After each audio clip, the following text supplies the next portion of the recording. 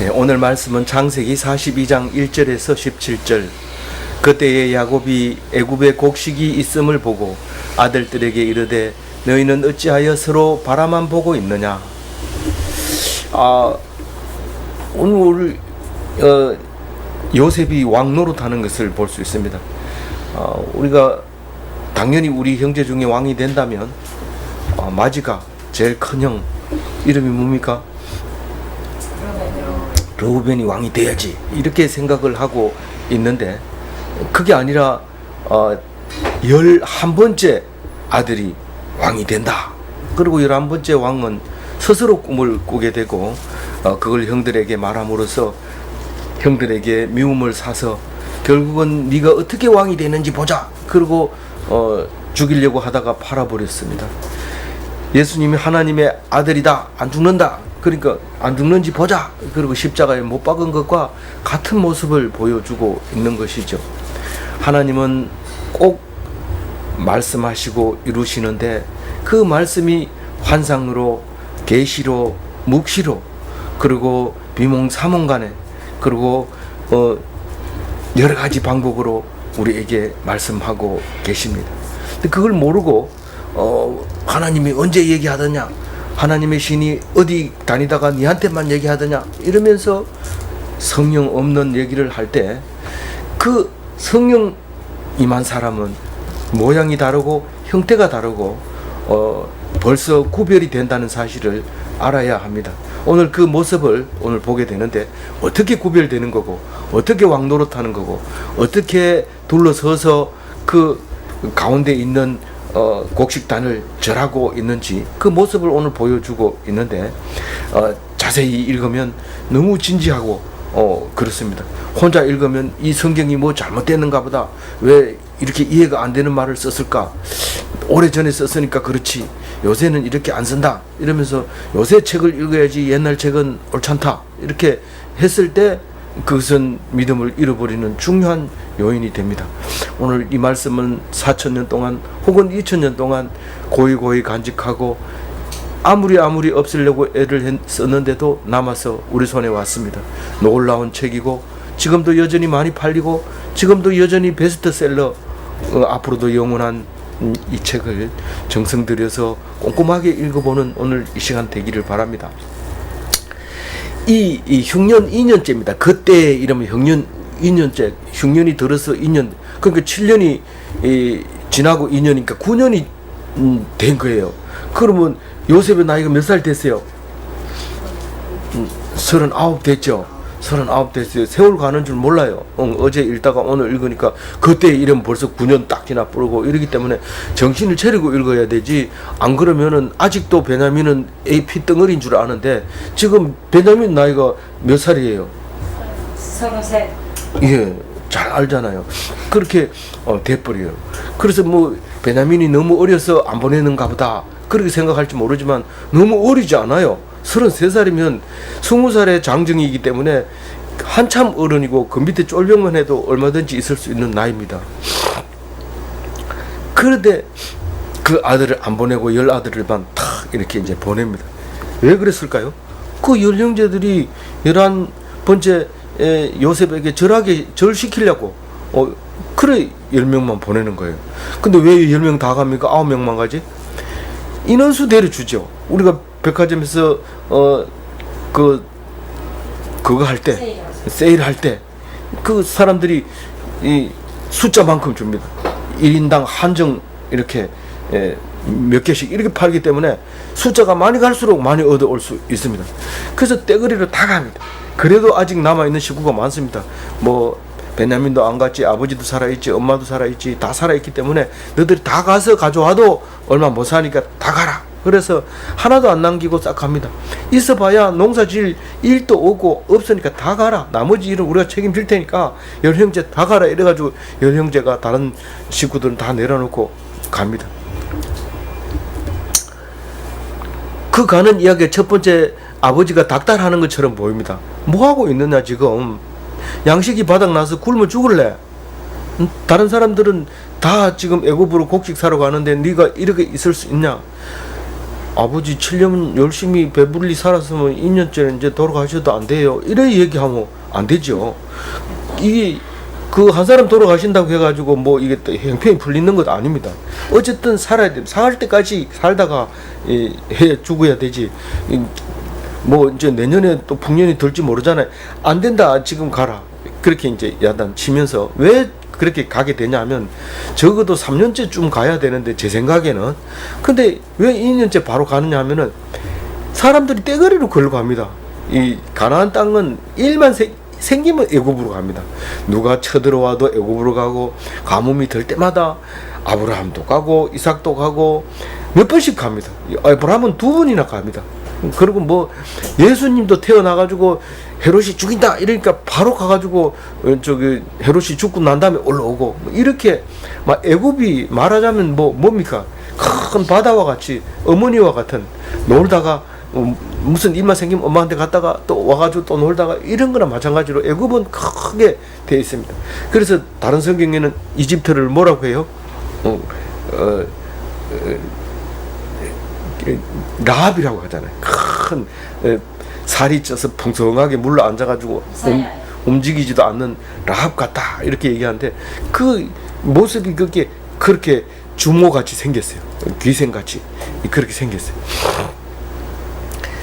그게 그 애굽에는 곡식이 있다고 하는데 왜 여기 있느냐? 거기 가서 뭐 값비싼 거 향품이나 뭐 이런 거 챙겨가지고 가라. 거기 좋아한다 그 사람들. 그러니까 그거 챙겨가지고 가면 1인당 주는 거 다 받아올 수 있을 거다.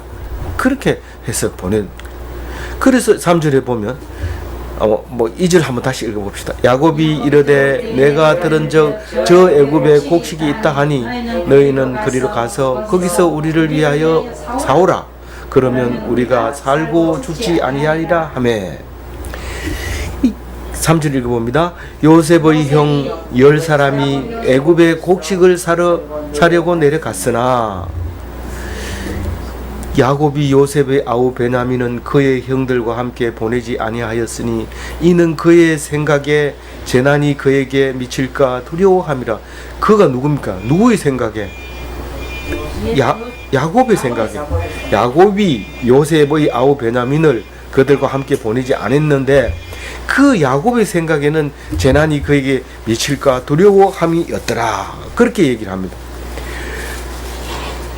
제일 어려서 그렇기도 하지만 제일 중요한 거는 형들이 미워하는 거예요.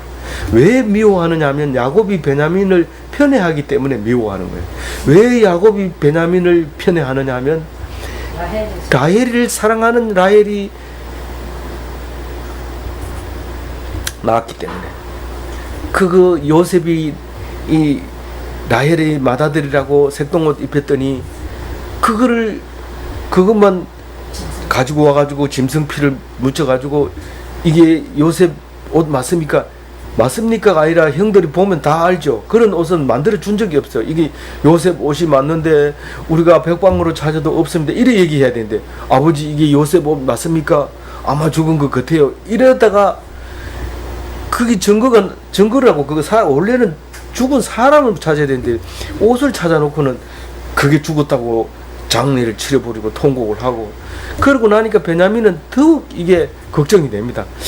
이 심정은 갑니다. 얘가 제대로 안 죽은 것 같아. 아무리 해도 제대로 안 죽었기 때문에 말하는 스타일이 벌써 와가지고 이게 혹시 이게 요셉의 옷이 아닙니까? 이 묻는 자세가 벌써 틀린 거예요. 원래 친형이라면은 이게 울고 불고 저 멀리서부터 울고 불고 그 옷을 들고 와가지고 울면서 아버지가 뭐라 해도 차마 말을 못하고 겨우겨우 꺼내가지고 우리가 그런 것으로 믿는 이유가 여기 있습니다. 이렇게 꺼내야 되는데 사람을 먼저 보내가지고 이게 요셉에게 맞는지 물어봐라 이래가지고 가서 물어보고 벌써 이제 분위기 달라지니까 그때 와가지고 우리가 짐승에게 물린 것 같습니다. 이렇게 얘기하는 게 벌써 이게 이상한 줄 알아야 되는데 그걸 못 챙기니까 우리는 뭔가 이상하면서 쏘가 넘어가는 게 수없이 많습니다. 이상하면 이상하게 생각하고 해야 되는데도 그렇게 하는 그래서 시신 없는 장례를 치르고 잊어버리고 있었던 거죠. 그리고 이제는 목숨 걸고 베냐민을 너들 손에 안 맡긴다. 절대로 이상한 짓을 하면 안 된다. 이런데 나중에 보면 베냐민을 데리고 오라 할 때는 안 줍니다. 죽어도. 아무래도 너희들 보내가지고 안 되겠다. 지금 목적이 달성이 안 되니까 이제는 어거지를 써서 너희들이 베냐민을 뺏어 가려고 하는구나. 이러면서 안 보냅니다. 그때 그리스도의 조상 다윗, 유다가 말하는 게 다릅니다. 한번 보세요. 근데 오늘도 안 나와요. 내일 또 안 나와요. 모레 가야 그게 나옵니다. 그러니 참고 기다리면서 읽어야지 대본에 막 왜 얘기 안 하냐 이렇게 하지 마세요. 그래서 5절 읽어봅니다. 이스라엘의 아들들이 양식을 살아가는 자중에 있으니 가나안 땅에 기근이 있습니다. 그래서 어떤 사람은 책 읽을 때 어떤 때는 야곱이라고 어떤 때는 이스라엘이라고 도대체 이게 뭐냐 이러면서 책을 좀 쓰려면 좀 똑바로 쓰고 1. 자지 말 것, 3. 열심히 할 것, 4. 아낄 것, 5. 양식을 물려주지 않으려고 애를 쓸 것, 이래 써놔야지 그대로 따라하지. 이건 이 말 했다 저 말 했다가 이래서 참 읽기 힘들다. 읽기 힘듭니다. 맨 처음 읽을 때는. 그런데 2번 읽을 때 좀 읽혀집니다. 3번 읽으면 조금 이해가 가고 4번 읽으면 저도 아직 그렇게 많이 안 읽었지만 하여튼 그렇게 써놨어요. 그래서 가나안 땅에는 왜 기근이 심할까요? 이집트는 기근이 안 심하고 똑같은 하늘이 내려주는 건데 거기는 강이 없으니까요. 이집트는 아무리 비가 와도 일단 비가 멈추면 펌프질해서 물을 대야 돼요. 그 물 수위가 별로 안 높기 때문에 항상 일정하기 때문에 물을 나일강을 퍼서 올려야 되지. 그게 골짜기 졸졸 물을 흐르는 물이 없어요. 그래서 퍼 올려서 강변에만 이렇게 농사를 짓게 되어 있는 구조이기 때문에 가나안 땅은 그것조차도 없는 거죠. 와디라 해가지고 비가 오면 물이 흐르다가 비가 그치면 마른 땅이 돼버리고 이렇기 때문에 비가 1년만 안 오면 완전히 그냥 사막으로 바뀌어버리는 거예요. 비가 오면 좀 자라다가 그렇게 있는 몽땅 가나안 사람들은 그걸로 내려가게 됩니다. 배가 고프면 목구멍이 급하죠. 이쪽은 준비했고 이쪽은 준비를 안 했어요. 다 알고 있어요. 그래서 이게 목구멍이 이게 원래 병목이라고 목이거든요. 거기가 이스라엘이 어디 목이냐면 이집트와 메소포타미아의 왕래하는 목이기 때문에 거기가 제일 이제 축복받으면 제일 축복받고 힘들면 제일 먼저 힘들고 그런 부분이 그 부분입니다. 그래서 거기서 성경이 나오는 거죠.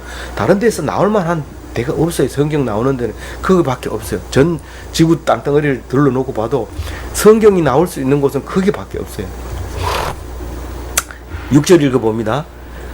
때에 요셉이 나라의 총리가로서 그 땅 모든 백성에게 곡식을 팔더니 요셉의 형들이 와서 그 앞에서 땅에 엎드려 절하며 이게 이 나일강에 있는 사람들이 정부미를 받으려고 줄 설 때면 벌써 외국에서는 바닥이 나서 모든 보물을 들고 줄 서게 되는 그런 현상을 보는데 어쨌든 요셉은 가뭄이 끝날 때까지 총리해야 돼. 임기가 그거예요. 임기가 이게 가뭄이 끝나가지고 새롭게 이제 풍성하게 될 때까지는 요셉이 총리를 해야 되는데 이제 풍년이 끝나고 가뭄이 2년째 이런 일이 생기게 됩니다. 그래서 이제 내국인에게 파는 거 가격 얼마, 외국인에게 파는 거 그 사람들은 우리나라 돈 안 쓰니까 네가 물건 값을 먼저 계산해서 금이면 한 돈에 얼마, 보석이면 얼마, 향품이면 얼마 이렇게 딱 해가지고 그거를 매겨가지고 라벨을 붙여주면 그걸 장부에 적고 그 금액만큼 양식을 주고 이렇게 요셉이 보통 머리가 아니죠. 그거 안 할 리가 없죠. 그러니까 싹 합니다. 그렇게 어떻게 알고 그렇게 잘 여기 사실대로 얘기합니까? 이 피라미드 지을 때 이 출근부도 있는데 이거 안 적을 리가 없죠. 다 나옵니다. 이때가 이제 나이가 이제 BC 1870년 그 온이라고 하는 나라에 어제 묵상할 때 온이라고 하는 나라에 유적이 나왔는데 언제 유적이냐면 1970년 71년부터 어제 묵상을 보면 있거든요. 1971년도에 제12왕조가 세운 그 건물이 유적으로 남아 있는 게 있는데 이건 1870년이니까 한 100년 뒤에 이제 흉년이 들은 거예요. 그 유적이 이렇게 만들어지고 100년 뒤에 이제 흉년이 들어서 갑니다. 그럼 요셉의 나이 39세, 베냐민 나이 33세.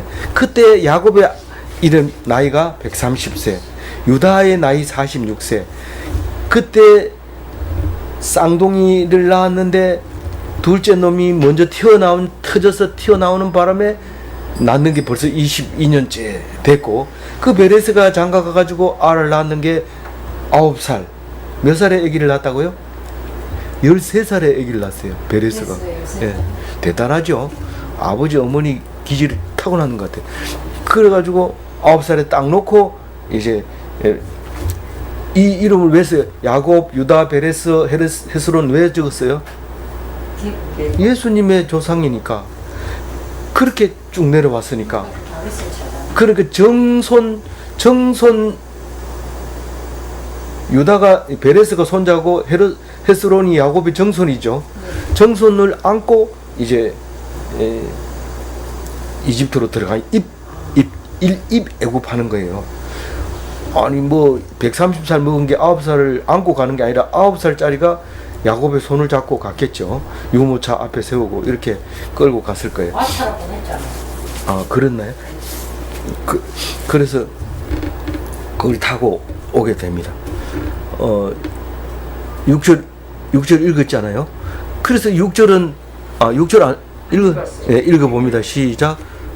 때에 요셉이 나라의 종으로서 그 땅 모든 것에 곡식을 팔더니 요셉의 형들이 와서 그 앞에서 땅에 엎드려 절하네. 요셉이 꿈이 이루어졌어요. 꿈이 이루어졌어요. 누구만 알아요? 지금 요셉만 알고 있어요. 요셉만 알고 있어요. 그게 하나님이 말씀하시고 이루시는 하나님, 하나님의 열심으로 그 일을 이루시는, 얼마나 열심히 했는지. 야야 죽이지 말고 마른 웅덩이에 집어넣어.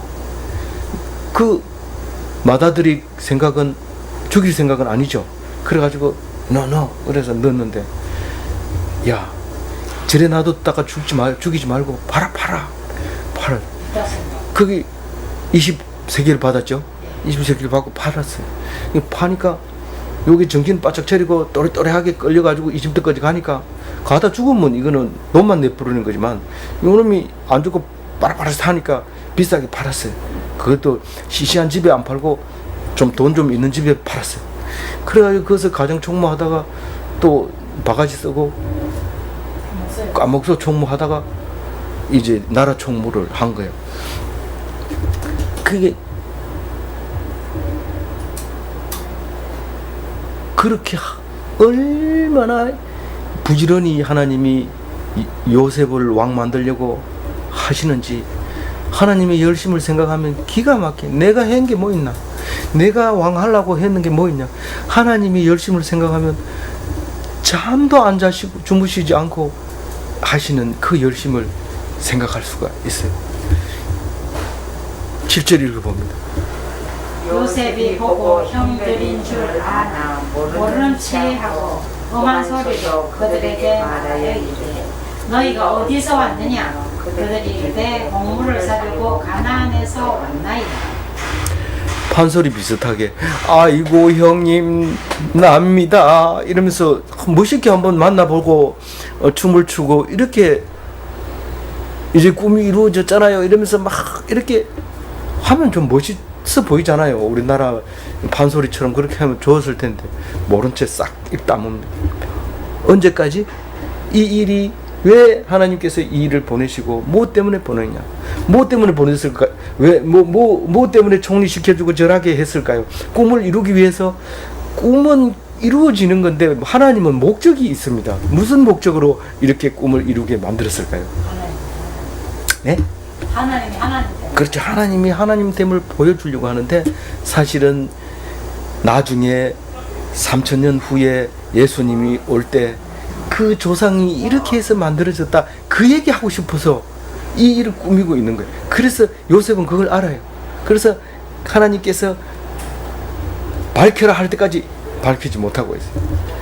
그래서 359장 찬송가가 생각이 나세요. 너 가는 길을 모두 가기 전에 내 손에 등금을 꽂지 말아라. 내 손에 등금은 이제 다 이겼다고 주머니 탁 집어넣으면 그 일이 끝납니다. 바로 그 자리에서 승리를 못하고 죽어버려요. D-Day가 왔으면 너희들은 이제 D-Day다. V-Day는 눈앞에 있으니까 열심히 싸우라 이런데 우리는 승리를 눈앞에 뒀기 때문에 칼자루를 주머니 집어넣으면 죽습니다. V-Day를 완전히 성취할 때까지 손에다가 칼을 꼽지 말아요. 들고 있어요. 긴장하고 있어야 돼요. 그래서 모르는 체 합니다. 그리고 음한 소리로 말합니다. 음한 소리가 뭔 소리를 했죠? 문자의 제목에 그 문제에 나갔는데 문제를 모르고 예하고 2번 답 이렇게 쓰지 말고 예? 답이 3번이었지. 3번인데 뭐 오늘 3의 배수니까 3죠. 답이 3번이죠. 근데 답은 모르고 3번은 알아요. 음한 소리가 무슨 소리예요? 왕이 백성을 향해서 음하게 소리 지르는 왕이 오늘 문자 한번 읽어봐요 빨리. 이것도 유튜브 꺼야 돼요. 뭐 꺼야 돼요? 꺼야 되죠. 그거 끈다고 방송 끝나는 거 아니니까.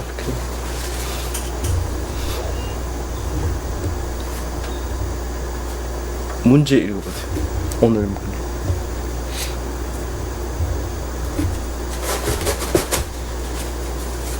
모르는 체하고 말하는 엄한 소리는 무엇을 말합니까? 왕으로서 백성을 호령하는 소리입니다. 이 형들을 호령하는 거예요. 너희가 어디서 왔느냐? 모른 채 싹 하고 원래 형님 접니다 이래야 되는데 너 지금 여기가 어딘 줄 알고 왔느냐? 그렇게 소리 지르는 거죠.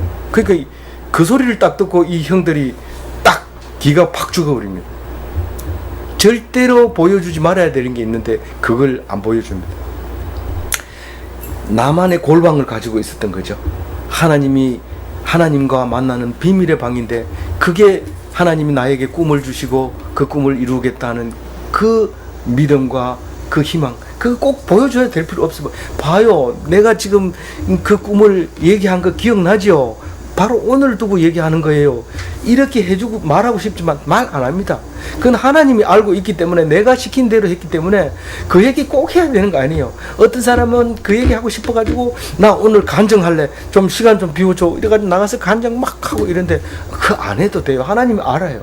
그 목적이 있어요. 왜 그렇게 하게 했는지 다 나와요. 때가 되면 말 안 할 수가 없어요. 그래가지고 사도 바울도 하늘에 갔다 온 얘기 하려고 막 이렇게 하다가 하나님이 뒤통수를 딱 때리면서 하지 마라 이러니까 그렇지만 난 얘기 안 한다. 이거 중간에 하려 하다가 안 하는 얘기가 있잖아요. 사도행전에 읽어보면. 사도행전인가요? 그렇게 하는 것처럼 하나님과 나와의 비밀이 있어요. 꼭 사람들에게 얘기 안 해도 된 그런 얘기가 바로 그 얘기예요. 그래서 형들은 절대로 요셉을 알 수가 없어요. 왜냐하면 형들은 상상을 하지 못해요. 이 동생이 무슨 뭐 총리가 된다. 이거는 상상 어떻게 그림을 그릴 수가 없어요. 그림 못 그립니다. 꿈도 못 꿉니다. 나니아 연대기 이 사람은 요셉처럼 꿈만 꾼 사람이었어요. 이 나니아 연대기 저자가. 그런데 대박을 터뜨려서 미국에서 부자가 된 거예요. 이 반지의 제왕 만든 사람도 마찬가지입니다. 꿈만 꾼 거예요. 들어가지고 야, 비 온다 바깥에 가서 좀 이 설거지 좀 해놓고 들어와라 이래도 계속 꿈 꾸느라고 안 나가요. 그럼 욕 먹고 밥도 제대로 못 얻어 먹고 미움 받고 심지어는 발가벗겨가지고 이 집 세계에 팔리고 이래야만 그 꿈이 가능한 거지. 그냥 뭐 남들 다 하는 거 하고 꿈꾸는 거 그런 게 아니에요. 탁 때린 자기는 꿈속에 살았던 거죠. 그게 요셉인데 형들은 그런 상상을 못합니다. 야, 니 오늘 이거 해야지. 예, 형님. 이러고 딱 하면 그건 꿈이 없습니다. 어쨌든 형한테 말 잘 보이려고 그 눈가림으로 형님 다 하고 왔습니다. 예, 잘했다. 그리고 다음번에 또 못했다고 욕먹고 이런 그거는 꿈을 꿀 수가 없어요. 반지제왕, 나니아 연대기 이런 거를 저게 진짜로 뭐 저게 돈이 될까? 저 왜 쓸데없는 저런 말도 안 되는 생각을 할까? 그런 생각을 하는데 요셉은 항상 꼭대기에 있어요. 꼭대기에. 머리 꼭대기에 있어요. 남들이 볼 때는 찌질하죠. 찌질하지만 벌써 꼭대기에 있는 것을 알 수 있습니다. 9절 읽어볼게요. 요셉이 그들에게 대하여 꾼 꿈을 생각하고 그들에게 이르되 너희는 정탐꾼들이라 이 나라의 틈을 보려고 왔느니라. 요셉이 왜 꿈을 생각하고 이렇게 엄한 소리를 냅니까? 이렇게 하면 이제 왕의 모습을 확실하게 봅니다. 그러니까 형들은 이 소리를 정탐꾼이라 이러니까 안 그래도 저 사람들이 우리를 뭐 이상하게 생각하면 어떻게 할까? 가서 저 우리 가나안에서 왔는데요. 가나안? 그래.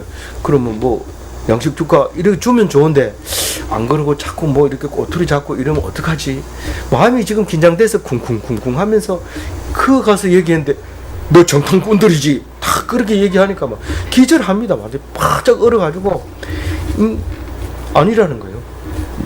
당연히 왕으로서 이런 말을 한번 해봅니다. 이래 딱 해보고 눈동자 돌아가는 거 딱 보고 비실비실하면 딱 불러가지고 조사 좀 해봐. 이렇게 하고 딱 그랬는데 딱 째려보면서 우리를 무엇 보고 정탐꾼이라 합니까? 얘는 아니다. 이쪽 빼고 이거 눈동자 보면 알아요. 근데 이게 막 큰 소리로 호령을 딱 하니까 딱 엎드려가지고 이제는 막 별의 뭐 헛소리도 막 합니다. 뭐 물어보지도 않는 얘기도 막 합니다. 이 사람들이. 10절 읽어봅니다. 그들이 그에게 주여 아니니 당신의 종들과 본래 살아가니라. 이 창세기 처음부터 읽는 사람은 갑자기 주라고 그러고 종이라 하고 언제부터 이 사람들이 이 사람들의 주인이 됐고 언제부터 종들이 됐는지 모르지만 옛날에 자세를 낮출 때는 항상 주인이라 그러고 임자라 그러고 우리 어머니도 아버지 보고 평생 임자가 이러다가 이 주인 영감이 누구한테 말할 때 우리 주인 영감이 그렇고 우리 임자고 이랬습니다. 근데 조용히 하세요. 그렇게 살았는데 이 성경에도 보면 처음 만난 사람을 다 주인이라고 아브라함 이야기도 들어보면 알고 처음 봐도 자기가 이렇게 손을 두 손 모으고 좀 겸손해져야 되겠다 싶으면 주인이라고 말하고 그렇지 않다고 좀 상황 파악을 하고 좀 무시하려면은 이제 그런 말을 안 쓰고 이렇게 된 거죠. 그래서 엎드려 가지고 이제 헛소리를 이제 막 해야 되는데 11절 읽어봅니다. 우리는 다 한 사람의 아들들로서 확실한 자들이니 당신의 종들은 정탐꾼이 아니니라. 정탐꾼이 아니라는 것을 말하려면 정체성을 말해야 돼요. 그러면 너 10명이 어디서 모여서 온 거야? 우리는 지금 한 형제입니다. 한 사람이 낳았습니다. 사실은 엄마가 셋이서 낳은 거지만은 아버지는 하나란 말이에요. 그래서 다 한 사람의 아들로서 확실합니다. 우리는 무슨 이 불량 아들이 모여가지고 뭐 협동 단결해서 의형제를 맺고 이렇게 와가지고 우리 기회를 봐서 곡식 창고가 어디 있더라 요걸 알아가지고 다음번에 털로 오자 그래가지고 루트를 찾으러 이렇게 온 그런 사람 아닙니다. 우리 형제들이 어떻게 그런 생각을 할 수 있겠습니까? 그래. 근데 물어봤을 것 같아요. 근데 이 성경은 그렇게 자세하게 쓸 필요 없습니다.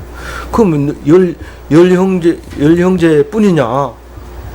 이렇게 물어봤을 것 같아요.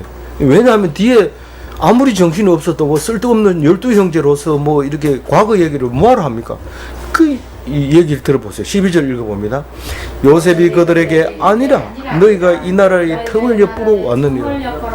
니들은 아니라고 주장하지만 말 가지고는 소용없고 내 눈동자 보니까 너희들 의견 통합은 못할 것 같고 뭐 지시 각각 땀소리 할 것 같고 그런데 니 틀림없이 이거는 무슨 너희들이 속셈이 있다 이렇게 얘기하니까 13절에 이렇게 얘기합니다. 그들이 이르되 당신의 종 우리들은 12형제로서 가나안 땅의 한 사람의 아들이라. 막내 아들은 오늘 아버지와 함께 있고 또 하나는 없어졌나이다. 그러니까 요셉이 대부분 그 얘기합니다. 내가 너희에게 말하는 건 바로 이 말이다. 쫙 잡았다. 너희들 입속에서 그 말이 나와야 일이 진행되지. 너희들 올해 12명 아이가? 이래 얘기하면 이게 탄로나기가 쉽거든요. 그 얘기를 하도록 막 겁을 막 주고 10명밖에 없느냐 막 이러면서 너희들 거짓말 하도록 유도하는 게 아니라 뭔가 자기 입으로 말할 수 있도록 막 얘기를 막 짜내는 거죠. 그게 12명인데 한 사람 뭐 아들들인데 막내 아들은 오늘 아버지하고 있었다. 막내 아들이 너무 어려서 집에 있었습니다. 그런 말을 못합니다. 33살짜리가 그런 말을 못합니다. 어쨌든 막내 아들은 집에 있고 하나는 없어졌습니다. 이래 얘기하는 거예요. 그래서 이 꼬투리를 잡으려고 하나 없어졌다. 이걸 또 어떻게 해서 언제 어디서 없어졌느냐 이걸 물으려 하니까 이게 잘못하면 탈로 날 것 같아. 그래가지고 이거 말은 딱 빼버리고 딱 이제 막내 아들을 잡습니다. 그리고 막내 아들은 보고 싶은 아들이거든. 동생이거든. 진짜 내 친동생, 다 친동생이지만 엄마도 같은 배가 같은 동생입니다. 그래서 그 아들을 딱 잡아냅니다. 너희들 지금 말하는 게 뭔가가 좀 구리해. 근데 만약에 12형제면 12형제 다 데리고 와야 될 거 아니야. 근데 하나 없어졌다 하니까 좋다. 근데 막내 아들이 진짜인지 데리고 와봐라. 이렇게 말하는 거예요. 14절 일단 읽어봅니다. 시작. 요셉이 그들에게 이르되 내가 너희에게 이르기를 너희는 정탐꾼들이라 한 말이 이것이라. 그러니까 한 형제면은 다 와야 되고 또 그랬지 뭐 한 사람이 남아 있으면 그 사람 어떻게 먹여 살릴 거냐. 또 그러면서 이제 여러 가지 말로 너희들이 이 말 저 말 하는데 다 증명을 해가지고 깨끗해야지 내가 정탐꾼이 아니라는 것을 내가 인정하겠다. 그렇게 하면서 아주 이제 대안을 딱 주는 거죠. 15절 읽어봅니다. 너희는 이같이 하여 너희 진실함을 증명할 것이라. 바로의 생명으로 맹세하노니 너희 막내 아우가 여기 오지 아니하면 너희가 여기서 나가지 못하리라. 너희가 정직하다면 동생 데리고 와라. 만약에 이걸 말 안 하고 가서 동생 데리고 와 그리고 보내버렸다면 영영 형을 못 보게 될 수 있습니다. 그래서 어쨌든 물고 늘어져야 돼. 이 요셉이 꿈을 꾸면서 왕이 될 수 있었던 것은 한 가지가 옳다고 생각하면 목숨을 버립니다. 우리는 뭐 오늘 못하면 내일 하지. 그 동생 없으면 저 동생 부르지. 뭐 이 마누라 없으면 새로 얻으면 되지. 그러면서 마누라가 애원해도 못 본 척 하다가 오고만 이혼당하고 낙동강 오래할 되는 사람 한두 명 아닙니다. 그게 옳다고 생각하면 목숨을 걸고 지키는 것이 사나이고, 이 사나이는 좀 성경적이지 않지만 어쨌든 목숨을 지키는, 한번 약속한 것을 죽을 때까지 지키는 것이 이 기독교인으로서의 해야 할 일. 왜 그렇게 별로 중요하지 않은 약속을 목숨 걸고 비 오는 날에 나가야 됩니까? 가지 마세요. 남자는 태어났다가 약속 지키다 죽는 거다. 내가 이 약속 안 지키고 집안에 들어앉아서 할 수 있는 게 뭐가 있냐. 와, 얼마나 멋있는지 저 감동받았어요. 언제? 대학교 졸업하고 대학교 다닐 때인 것 같아요. 이게 하루 종일 무슨 일을 하느냐, 약속 지키는 일을 하다가 가는 거예요. 참, 뭐 지금까지도 굉장히 오랫동안 남아있는 말입니다. 그래서 이 사람이 딱 그 막내 아들 보고 싶은 마음이 딱 들면은 어쨌든 물고 늘어지는데, 어쨌든 막내 아들, 너희 막내 아우가, 너희들 막내 아우가 여기 안 오면 너희들 살아나갈 생각하지 마라. 딱 이렇게 합니다. 그러면서 막내 아들 뭐 전가를 보내야 오든지 아니면 누가 데리러 가든지 할 거예요. 그래서 16절에 이렇게 얘기합니다. 너희 중 하나를 보내어 너희 아우를 데려오게 하고 너희는 갇혀 있으라. 내가 너희의 말을 시험하여 너희 중에 진실이 있는지 보리라. 바로의 생명으로 맹세하노니 그리하지 아니하면 너희는 관연 정탐꾼이라. 너희들이 만약 요셉 안 데리고 오면 너희들은 간첩죄로 다스리겠다. 이렇게 탁 큰 소리를 치고 가두었는데 이 아이디어가 안 나옵니다. 야, 우리 중에 형, 제일 큰 형 가세요. 로벤이래요? 제일, 예? 로벤 형님 갔다 오세요. 누가 가겠습니까? 뭐 그런데 르우벤이 갈 리가 있어요. 그 사람이 혼자서 가다가 어떤 위험을 만날지도 모르는데, 그리고 미직되면서 3일 동안 아무 대책도 없이 그냥 앉아 있는 거예요. 그들이 다 함께 3일을 가두었는데 제가 갔다 오겠습니다. 그리고 나섰으면 요셉은 참 기뻤을 거예요. 그러니까 머뭇대고 있는 바람에 안 되겠다. 한 놈 남기고 다 가라. 한 놈 가라. 안 가니까 너희들 겁나서 그래, 얼어서 그런데 한 놈 남기고 다 가라. 한 놈을 누굴 뽑을까요? 그때까지 선정을 못했어요. 얘기하는 거 딱 듣고 둘째 니 남아 있어. 시몬은 딱 붙들어가지고 앉혀놓습니다. 그리고 나머지 9명 아버지가 먹을 수 있도록 충분한 양을 곡식을 주면서 돈 가져온 것도 도로 자루에 넣어가지고 돌려보냅니다. 우리는 우리가 내가 뭐를 하려고 내가 꾼 꿈이 있어. 내가 13살에 꾼 꿈이 있어. 나는 그 꿈을 이루어야 돼. 하나님께서 내게 그 꿈을 주는 것은 나에게 특별한 지시가 있어서 나를 왕 만들려고 해. 그러니까 내가 어떻게든지 이집트 가거든 왕 돼가지고 돌아올 테니까 기다려. 그리고 자기 힘으로 갔다면 하나님은 그래 니 잘한다. 니 알아서 해라. 니 잘하니까. 그리고 하나님은 손 안 댔을 겁니다. 근데 내가 가만히 있어도 하나님이 다 해주십니다. 다만 나는 하나님이 하시는 말씀에 귀 기울이기만 하면 돼요. 난 귀 기울이기만 하면 하나님이 다 알아서 해주는데, 누가 그랬냐면 예수님이 그랬어요.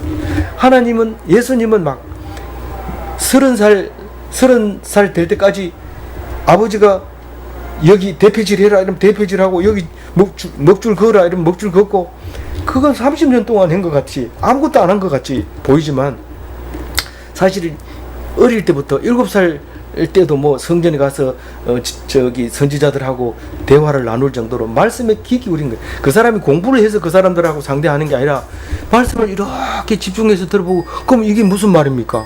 그럼 이게 무슨 말입니까? 이러고 어린아이가 어른한테 질문을 했다는 거예요. 그러니까 말씀의 길을 쫑게 타고 세워가지고 살다가 아버지가 딱 돌아가시니까 사촌한테 와가지고 요셉한테 와가지고 세례 요한한테 세례를 딱 받자마자 성령님이 임하면서 하나님의 사역을 시작합니다. 3년 동안 공생애를 시작합니다. 우리는 무슨 일을 해도 상관없습니다. 네가 왕 된다 했는데 그 찌질하게 그런 일 해도 되나? 빨리 이집트 가가지고 왕 되라. 가가지고 뭐 누가 빨리 죽을지 그 다음 왕 누가가 될지 보고 적당하게 왕이 돼가지고 돌아와라. 이렇게 안 하고 하나님 말씀에 귀 기울이니까 하나님이 다 알아서 해주는 거예요. 예수님은 그 귀를 기울이니까 네가 모든 백성을 위해서 대신 십자가를 져야 된다. 그걸 가만히 있으니까 지는데, 십자가를 진 게 무슨 그게 왕이고 그게 무슨 영원한 다윗의 왕이고 제사장이냐. 그런데 죽고 난 다음에 많은 인류가 그걸 믿게 되잖아. 그걸 예수 닮은 것이요. 그래서 정리하는 게 예수 닮은 기독교인이에요. 우리는 뭐 예수님처럼 입 꾹 다물고 하나님 말씀에만 귀 기울이는 멋진 기독교인이 되시기 바랍니다. 네, 기도하겠습니다. 하나님 감사합니다. 오늘 우리에게 요셉을 꿈을 통해서 보여주시고, 그 요셉을 왕으로 만드는데 잠도 주무시지 않고 열심으로 만들어 주신 것을 우리가 믿사오니, 오직 하나님 말씀에만 귀 기울이는 요셉 같은, 예수님 같은 그런 멋진 기독교인으로 삼아 주옵소서. 감사하옵고 우리 주 예수 그리스도 이름으로 기도 올리옵나이다. 아멘. 네, 감사합니다.